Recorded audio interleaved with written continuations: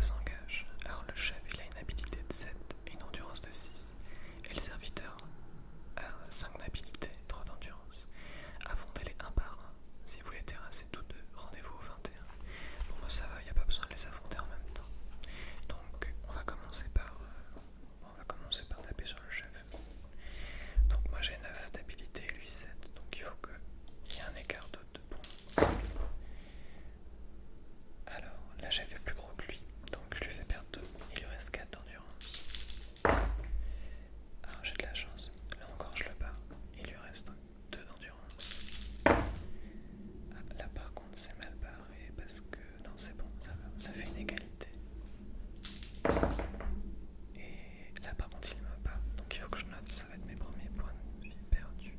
Donc il me met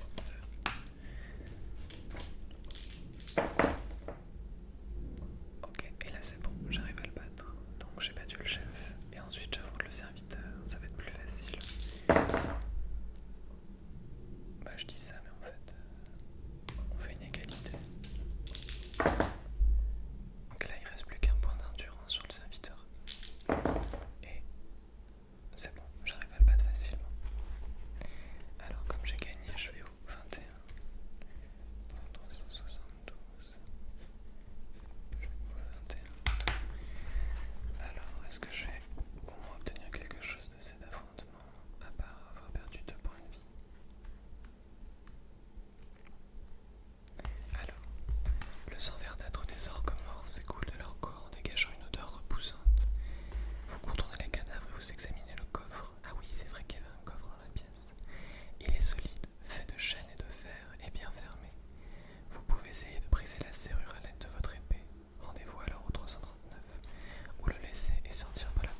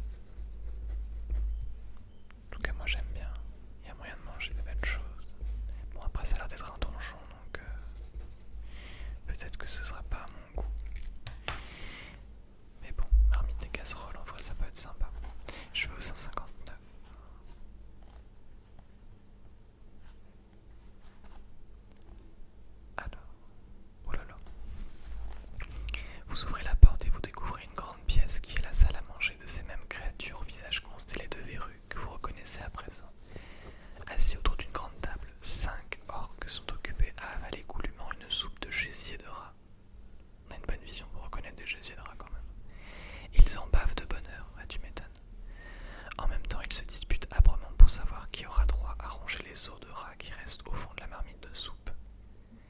Trop absorbé par cette grave question, ils ne vous voient pas entrer. Vous pouvez vous montrer plein de hardiesse et les attaquer. Rendez-vous alors au 365. Ou estimez au contraire qu'il n'y a aucun avantage à affronter 5 de ces créatures en même temps. Dans ce cas, vous essayez de prendre la fuite. Si vous souhaitez quitter la pièce, tentez votre chance. Si vous êtes chanceux, vous arrivez à sortir sans qu'ils vous remarquent. Rendez-vous au 237 et vous n'aurez aucune pénalité de fuite. Si vous êtes malchanceux, ils vous voient. Préparez-vous alors à la bagarre et rendez-vous au 365. Oui, en fait, on n'a pas vraiment d'option. C'est soit on les affronte, soit on s'échappe. Bon bah, en vrai, j'ai pas très envie de les affronter, donc on va tenter sa chance et puis au pire, bah, on aura une baston. Alors là, je suis au 159 et donc potentiellement 237 si j'ai de la chance, 365 si j'en ai pas. Ah oui, mais tenter sa chance, ça coûte des points. Ah, mais je suis remonté à 8. Allez, on va tenter sa chance. Bon, et ben, c'est pas ma journée. Alors, je perds un point de chance et je vais devoir les affronter au 365. Bon, bah là, c'est mal barré quand même, parce que c'est un corps que ça fait beaucoup. Alors, 365. On y est. Les orques vous affrontent un par un. J'ai vraiment de la chance, hein, parce que dans l'ancienne version du jeu, je pense qu'ils me les faisaient tous affronter en même temps. Alors, donc, je les affronte. 365, c'est parti. Alors, le premier orc, il a 6 d'habilité. Et moi, j'ai 9, donc il faut que je maintienne un écart de 3. Et bah, c'est raté. Donc, je perds 2 points d'endurance. Faut que je note mon score ailleurs parce que j'ai pas la place. Bon, alors là, ça se